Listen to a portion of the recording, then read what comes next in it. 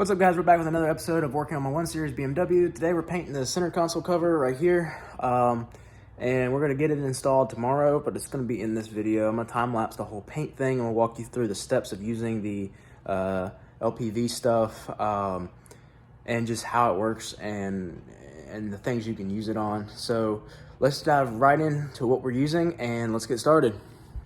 All right, so this is a cover painting. As far as the prep process, just alcohol and some water gets everything off, and then blow it off with the air gun, let it dry, make sure everything is dry and there's no dirt and stuff. If you let it sit, make sure the dust is off of it too. I got this whole piece to paint, and then the two little screw covers, screw caps. This type of plastic comes out very well with the black. The actual plastic like this, as long as you hit it in even coats and light coats and don't let it run, you should be real well. And I have an example of that same kind of plastic on this door handle that I painted that will be going in the door card right here. Kind of got a mess out here in the shop, or my garage. But basically, just gonna time lapse me painting this. Today we're using the Color Bond LVP BMW black. If you want to know what the red is, it is coral red. When we go to paint the front driver and passenger door cards, I'll show you that can as well. You just shake this for about 2 minutes, and then give it a good coat. Don't get it too much. You'll kind of see how it is as the process goes on, because I'll stop in between each coat and show you what it's going to look like. You're going to wait 10 minutes, spray it again. Probably about 3 coats is good. As far as in here, I'm going to have to do it a couple more coats just because I'm going to have to turn it and do different angles. I don't want it to run, so I'll probably end up sitting it up here. It's got a little, backsplash. I'm not too worried about it getting on the concrete. It bonds to the plastic, vinyl, leather, stuff like that. If you do get it on the concrete, you take some water, soap, whatever, just kick it a little bit and it will come off. So don't worry about it being like regular spray paint. It's kind of like a dye in an aerosol can. So I'm gonna sit you guys up on the tripod, and let's get started.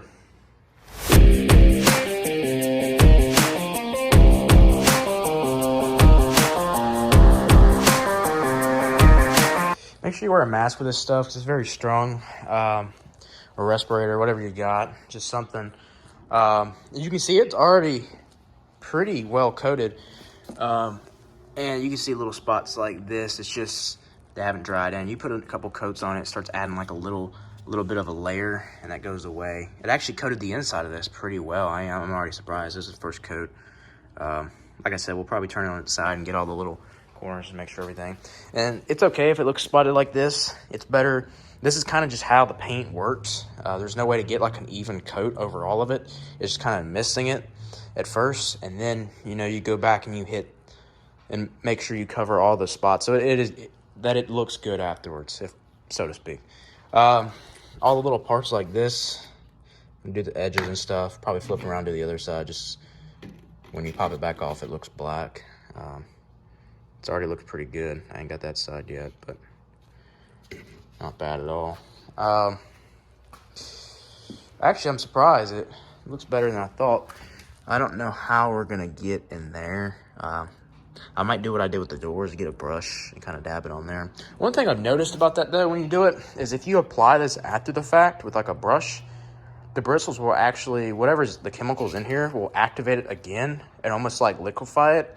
And you actually take it off. It's almost like using like a Sharpie or something, or it's like using an Expo marker over an Expo marker. It kind of erases it. It's kind of weird, so you got to be careful with that. It's kind of tedious.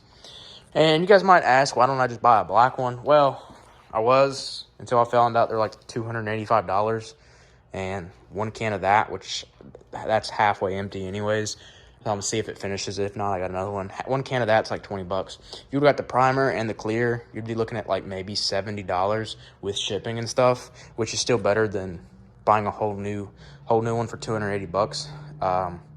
And like I said, I'm trying to make this the best 1 Series on a budget, so to speak. Not trying to dump a whole bunch of money into it just because it's my first car. It's a salvage title car, which there's nothing wrong with those, but It's just one of those things where it's not going to be one of those garage puppy cars. Even if I get the outside finish, the paint done, I'll probably put like paint protection film over it and drive it. It's going to still be like a daily car to me. So I love driving it. It's great.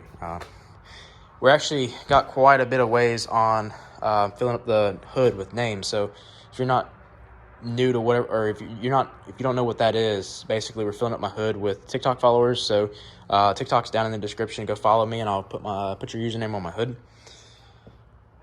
But yeah, this is what the first coat looks like. Like I said, give it about 10 minutes, then you shoot your second coat. This stuff is dries to touch in 45 seconds. And you just have to read the back of it. Apply 2 to 3 mist coats, different things like that. But yeah, so skip ahead and wait 10 minutes, and I'll put you back on the tripod, and we'll hit this with the second coat.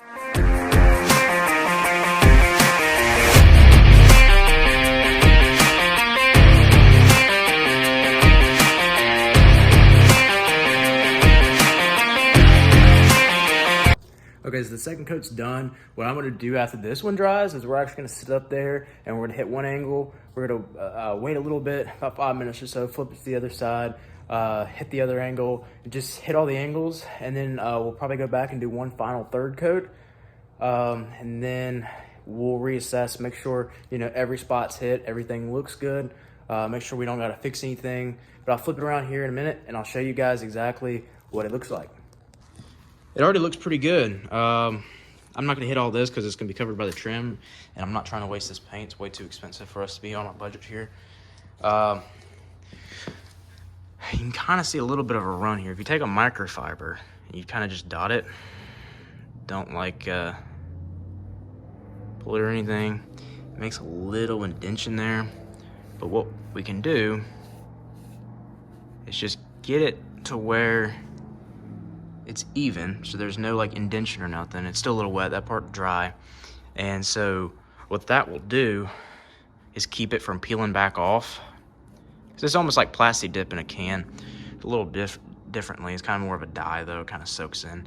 And now we can hit that again, and that's fixed. So we'll just go by and make sure, there's no big spots like that, because we don't want that drying on there and messing up this whole thing. And the reason why is because I tried to hit this crack pretty good while I was standing like this, and it's just running down. It's no real big deal. I'll try to hit it a little better. Let's see. I don't know if we got a whole lot of light over here you guys can see or not. Don't see a drip. It looks a little wet right there, but it's no big deal. And this is not going to matter. Looks pretty good. A little cut there. And you can see it already looks pretty good. It'll look better once it's completely dry. I gotta hit that spot in there, but like I said, when we sit up on the table, we'll hit these spots and actually hit the cup holder way better than I thought. I'll just kind of go around in a circular motion and hit that. Make sure the inside of this is hit well, and this too. The little pieces right here are coming along great. So yeah, I think once we hit the little spots that we haven't hit with this so far, and then do one final third coat, make sure everything's good. We'll let it dry, make sure everything's good. I'll mock up what the trim's gonna look like, and then we'll throw it in the car tomorrow.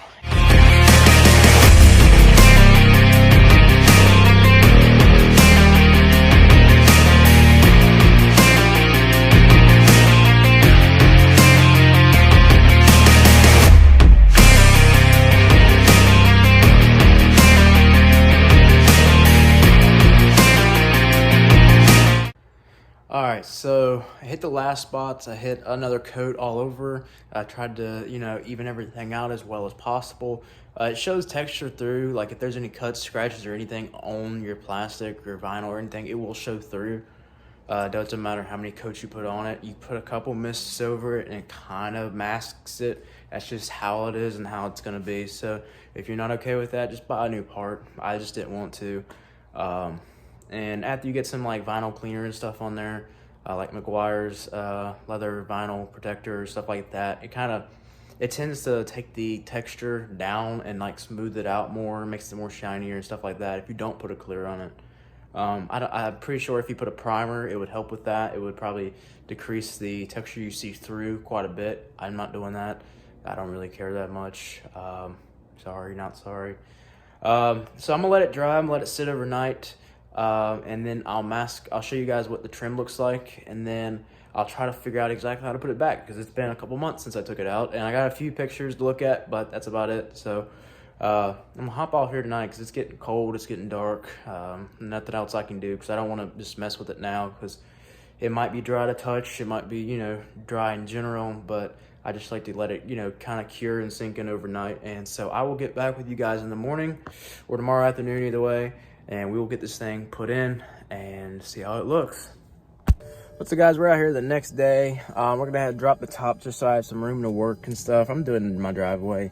I'm gonna get all the tools to fit the bolts and nuts here. I think they might be a Torx. I haven't looked in the bag of screws yet. It's been so long. I got the pictures of when I took it apart on my other phone that I'm going to use. And I'm going to try to set the tripod up pointing down so you can kind of see the install. And I'll time-lapse it as well.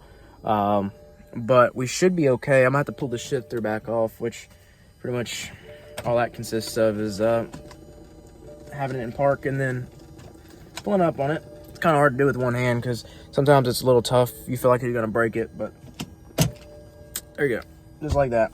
And then this will come off as well, and it gives you pretty good access to the shifter. I had these wires hanging out because I had to actually splice them back because they broke, because that's apparently a common problem with the E9X, E8X automatic shifter. But I'm gonna go get the stuff and I'm gonna set you guys up on the tripod, and we're gonna get this thing installed today.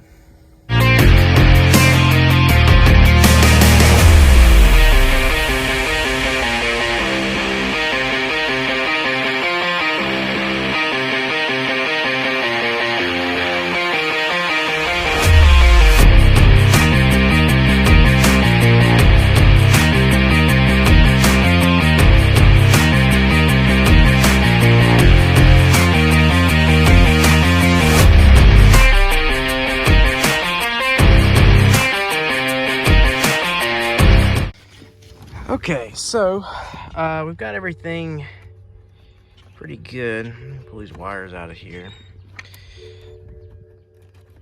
That's not good. Try not to wad those up. It was a pain to get this in here. I'm probably gonna cut some of that out because even the time lapse was long just because of how hard it was to get everything in here. But she is in. She's looking pretty good. I gotta put the plastic piece in under here. That doesn't look so pretty. This side looks a little better. I'll put that in there. It's right down there. There's two on both sides. Then I'm gonna hook the shifter up. I'm gonna put the trim on and all that. This cover can go back on. Let me shift this up position so to shut up. Take my keys out. And then this cover go back on right here. We can go ahead and do that, and then that back piece right there you can put on. And I've got all that stuff right here. I painted the backs of them. This piece should fit on there perfect. It should match pretty good, especially once I get some vinyl stuff on there. So we'll just pop this piece in. It goes like this. Either way, it's gonna try not to scratch that brand new paint off of it. Of course, it wants to be a pain. Everything about this was a pain. Getting this in the car was literally a nightmare. I didn't expect it to be so hard. There's two notches. You have to slide the tunnel in while you're putting it in without taking the shifter and the e-brake off. Working around that was definitely not something I want to have to do again. At least not anytime soon. I apologize if you hear the wind. It's just got, as soon as I turn the time lapse off, it gets windy, which doesn't make any sense. Just shouldn't be that hard to pop in there. This also doesn't help that I'm using one hand.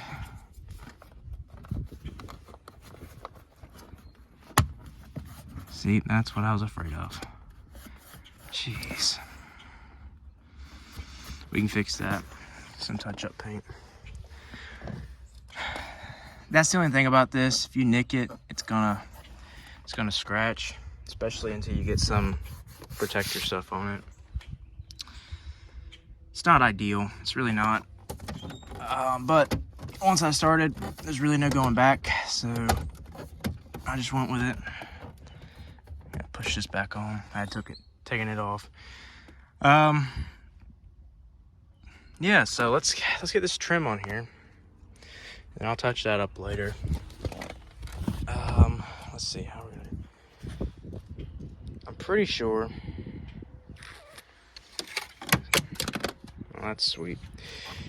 Pretty sure this goes after the trim, so we'll throw the trim piece on. Put that on.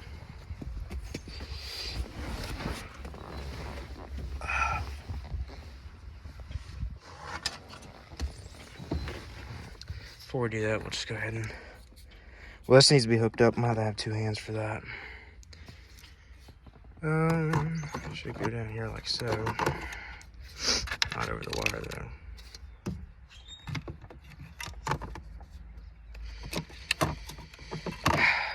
I'm not used to working with 1 hand.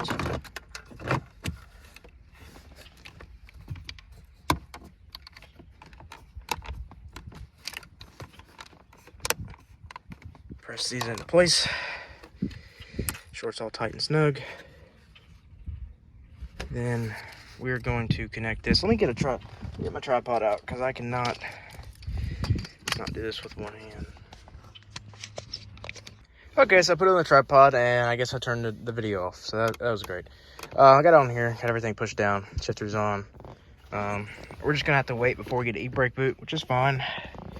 This piece right here, not actually sure what connects to that nut. I really don't know. I don't remember taking anything off from there. And there's nothing on this cover that holds it, so I'm just gonna pop the cover back on there. Just like so. And then back here, we got this piece. And this just sits right on there like that. And presses down somehow. I guess like that. Sweet. So that's pretty much it, other than the 2 plastic pieces that I had to put down there. And I'll go ahead and give you guys a general idea. I can't wait to get some different seats. These are pretty beat up. Looks good. It's definitely coming along.